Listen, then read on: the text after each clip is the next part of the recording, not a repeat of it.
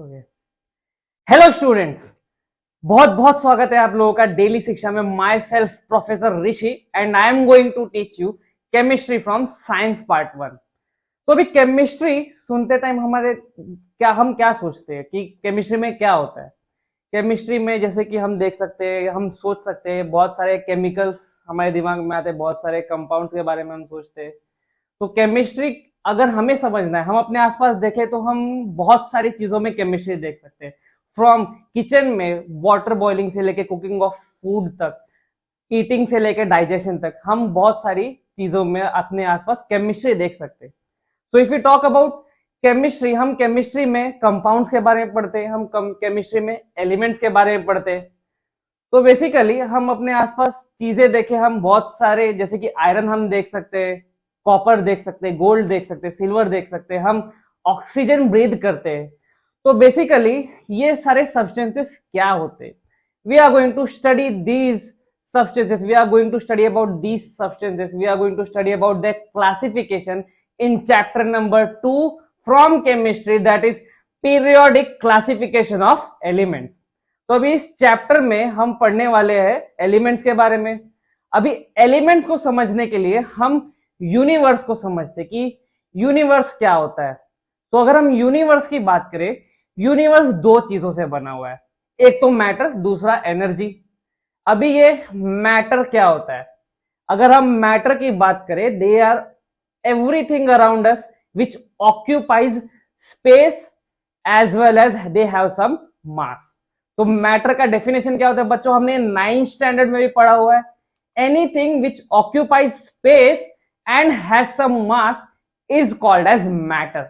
हम अपने अगर आसपास देखें, हम बहुत सारे टेबल्स देखते हैं, हम स्कूल जाते हैं, बेंचेस देखते हैं, ट्यूबलाइट्स देखते हैं, फूड हो गया, ट्री हो गया, प्लांट हो गया, एनिमल हो गया, ये सारी चीजें क्या होती है, all of them occupy space and they have some mass, so they are called as matter.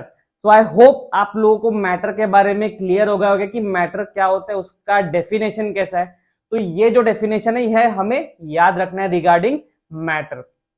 तो अब ये क्वेश्चन आता है कि मैटर कितने टाइप के होते हैं। तो अगर हम मैटर के क्लासिफिकेशन की बात करें, मैटर का दो टाइप का क्लासिफिकेशन होता है। एक तो उनके फिजिकल स्टेट के ऊपर होता है, फिजिकल स्टेट के बेसिस पे we can classify matter as solid state. यहाँ पे हम देख सकते हैं आइस, बहुत सारी चीजों के लिए हम आइस यूज करते हैं। Now if you talk about liquid state, पानी हम पीते हैं। If you talk about milk, milk भी एक मैटर होता है, milk is also in liquid state. अगर हम थर्ड स्टेट की बात करें, थर्ड स्टेट गैस होता है। गैस फॉर एग्जांपल ऑक्सीजन, हम ऑक्सीजन ब्रीथ करते हैं। यहाँ पे आई कैन सी अमोनिया, हमने उसको एक सिलेंडर में स्टोर किया हुआ है। So now if we talk about another classification of matter, यहाँ पे हम लोग मैटर को क्लासिफाई करते on the basis of their chemical composition. तो अभी एक केमिकल कॉम्पोजिशन के बेसिस पे अगर मैं बात करूं मैटर के क्लासिफिकेशन का, तो they are classified as elements. Gold काफी महंगी चीज है ये। गोल्ड की अगर हम बात करें तो ये नेचर में बहुत ही प्योर फॉर्म में मिलता है, पढ़ेंगे हम आगे गोल्ड के बारे में। Now if you talk about next classification, matter is also classified as compound. हम बहुत सारे कंपाउंड आसपास देखते हैं, मोस्ट कॉमन हम यहाँ पे देख सकते हैं सोडियम हाइड्रोक्साइड।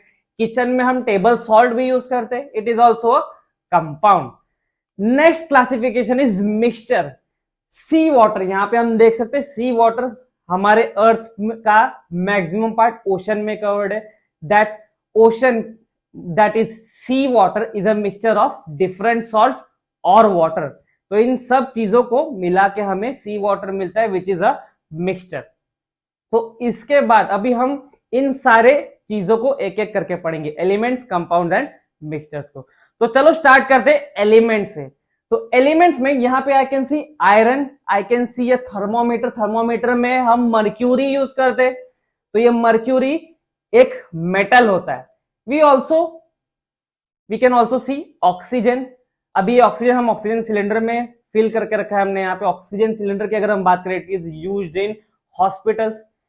तो इन तीनों के अलावा बहुत सारे एलिमेंट्स होते हैं, लेकिन ये एलिमेंट्स क्या होते हैं, how do we define elements. अगर मैं आयरन की बात करूं, if I take an iron bar, और मैं उसको तोड़ते जाऊं, मुझे उसमें से कोई और सब्सटेंस नहीं मिलेगा। बिकॉज अगर मैं आयरन बार को कंसिडर करूं तो iron bar is made from iron atoms. जितने भी एटम्स होते हैं उसमें all of them are iron atoms. Mercury की बात करूं, mercury is made from mercury atoms. Oxygen की बात करूं, it is made from oxygen atoms. मैं अगर नाइट्रोजन की बात करूं, nitrogen gas is made from nitrogen atoms. Basically oxygen और नाइट्रोजन की अगर हम बात करें, they are made from oxygen and nitrogen molecules. ये molecules are made from oxygen atom and nitrogen atom. तो हम क्या समझ सकते हैं एलिमेंट्स के बारे में? Elements are a type of matter which are made from only one type of atom. सिर्फ एक तरह का एटम होगा उसमें। We can not break it into another substance. हम अगर उसको तोड़ेंगे तो हमें कोई और सब्सटेंस उसमें से नहीं मिलने वाला है। सो नाउ आई होप आप लोगों को क्लियर है एलिमेंट्स क्या होता है। Elements are the substances made from only one type of atom. याद रखना है डेफिनेशन। तो अभी हम आते हैं कंपाउंड्स के ऊपर। ये कंपाउंड्स क्या होता है? तो अगर हम कंपाउंड्स की बात करें, हम यहाँ पे एग्जांपल्स बहुत सारे देख सकते हैं। I can see carbon dioxide fire extinguishers में यूज होता है, table salt, and we can see the very very common example water, पानी। पानी is made from hydrogen as well as oxygen. Table salt भी दो एलिमेंट से बना हुआ है, सोडियम और क्लोरीन। कार्बन डाइऑक्साइड की अगर मैं बात करूं, कार्बन डाइऑक्साइड में we have carbon and oxygen. तो अभी मैं अगर इन सारे कंपाउंड्स की बात करूं, हर एक कंपाउंड का खुद का एक केमिकल कॉम्पोजिशन होता है और उसमें जो एलिमेंट्स प्रेजेंट होते हैं वहां पे उनका प्रपोर्शन भी फिक्स्ड रहता है। फॉर एग्जांपल कार्बन डाइऑक्साइड में एक कार्बन एटम है, दो ऑक्सीजन एटम है। वाटर में दो हाइड्रोजन एटम है, एक ऑक्सीजन एटम है। टेबल सॉल्ट में एक सोडियम एटम है और एक क्लोरीन एटम है। तो आप कोई भी कंपाउंड अगर स्टडी करते हो, हर एक कंपाउंड का खुद का एक केमिकल कॉम्पोजिशन होता है जहां पे एलिमेंट्स का प्रपोर्शन फिक्स्ड रहेगा। क्या रहेगा? प्रपोर्शन फिक्स्ड रहेगा। तो अगर हम कंपाउंड्स को डिफाइन करें तो it is a type of matter which is made from different elements.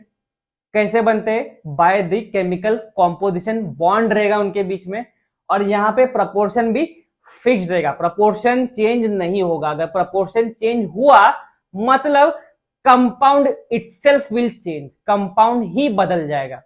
तो I hope we are clear with compounds here. अभी कंपाउंड्स के बाद हमने देखा था मिक्सचर। तो अभी मिक्सचर को समझते हैं, मिक्सचर क्या होता है।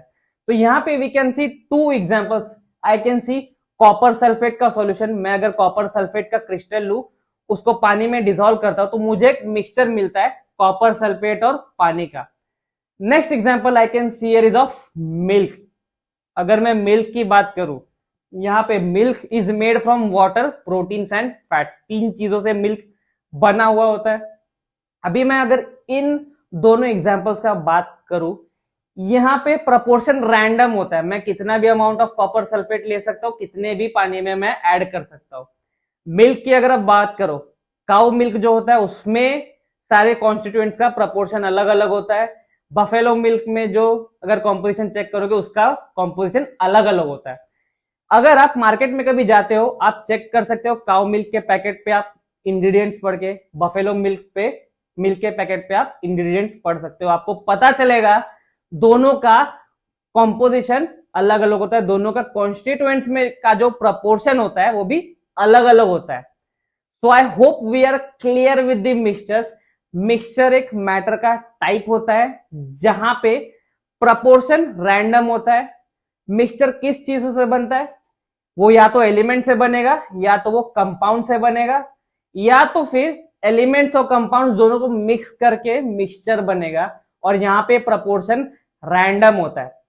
अगर मैं कंपाउंड की बात करूं, कंपाउंड में I can not separate the elements easily from which the compound is made. अगर फॉर एग्जांपल टेबल सॉल्ट है मेरे पास, मैं उसमें से सोडियम और क्लोरीन को इजीली अलग नहीं कर सकता हूं।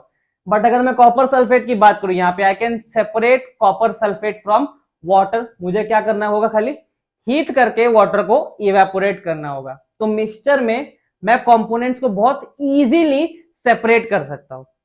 So I hope we are clear with the elements, compounds and mixtures.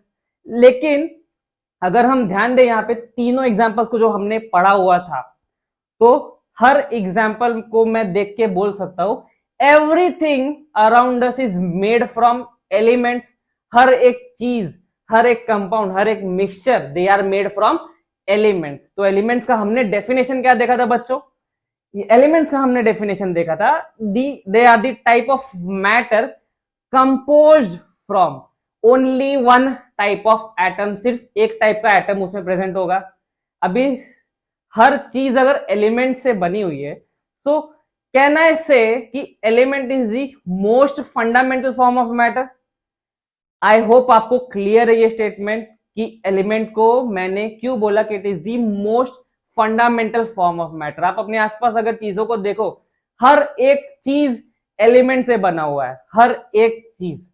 तो अभी क्वेश्चन हमारे दिमाग में ये आता है कि एलिमेंट्स कितने टाइप के होते हैं, कितने एलिमेंट्स है पूरे यूनिवर्स में?